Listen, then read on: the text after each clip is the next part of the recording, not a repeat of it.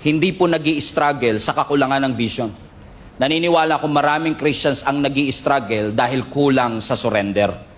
Lalo na po yung kultura natin na tinuruan po tayo na follow your dreams. Narinig nyo na po ba yan? Follow your dreams. Nakikita nyo yan sa mga ref, nakikita nyo yan sa mga jeep, nakikita nyo yan sa mga social media posts, naririnig nyo yan sa mga TED Talks, nakikita natin yan sa mga pop culture, sa mga branding and advertisement. Pero yung salitang follow your dreams, hindi ho biblical yan. Hindi po itinuro ng Biblia na sundan natin ang ating mga pangarap. Yan po ay cultural mantra, nakasanayan na po natin. However, hindi natin maitatanggi na marami ho talagang tao, mas pinupurso nila yung pangarap nila kesa yung layunin ng Panginoon sa kanilang buhay. No wonder marami pong mga tao today successful pero parang hindi nakakapagpahinga. Napansin niyo ho ba na maraming tao, they have the money, marami silang pera pero nawawalan ng meaning ang kanilang buhay. Oo, marami silang ginagawa, productive sila, but at the end of the day, their heart feels empty. Maraming mga Christians din in our generations today, parang paabante ng paabante yung career, pero paatras ng paatras yung calling. Something is wrong. Ang puso natin nangangarap, pero kailangan nating maunawaan at mapaalalahanan na ang buhay natin may purpose. Kung ang toothbrush nga may purpose, ikaw pa kaya? Kung ang ilaw nga may purpose, ikaw pa kaya? Ang toothbrush, ang purpose niya, ipanglinis ng ngipin. At least siya, alam niya ang purpose niya. Ikaw, ako, tayo kaya? Ano ba ang purpose natin? Ang purpose lang ba talaga natin magtrabaho ng magtrabaho araw-araw, kumain, matulog, tapos na? O may mas malalim na meaning ang buhay? Ang purpose ba natin, uminhale ng oxygen at mag-exhale ng carbon dioxide?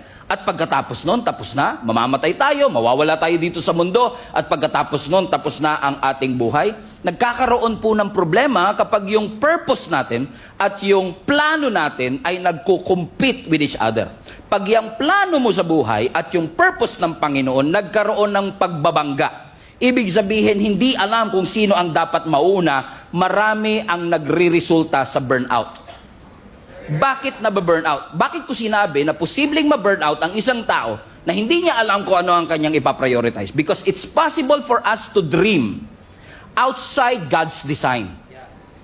Okay, let me repeat. It's possible for a Christian to dream outside God's design. But you can never fulfill your purpose outside of God.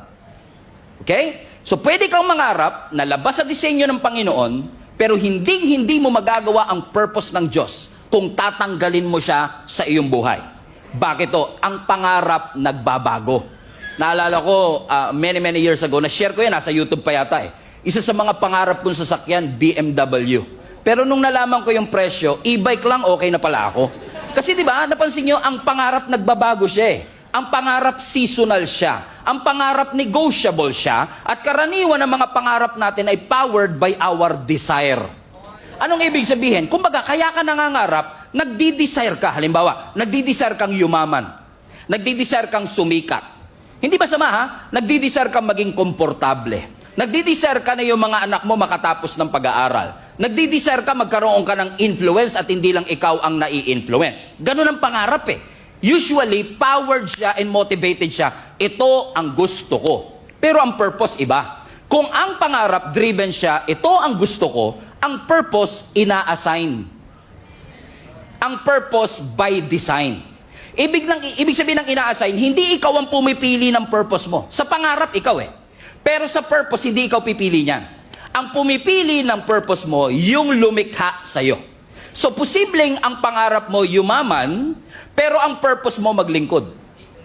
Okay? Posibleng ang pangarap mo maging sikat, pero ang purpose mo maging steward, sumunod, to build other people, o dalhin ang ibang tao pabalik sa ating Panginoon. Kumbaga, sa pangarap, laging sinasagot yung tanong na, ano bang gusto kong mangyari sa buhay ko? Pangarap yan eh.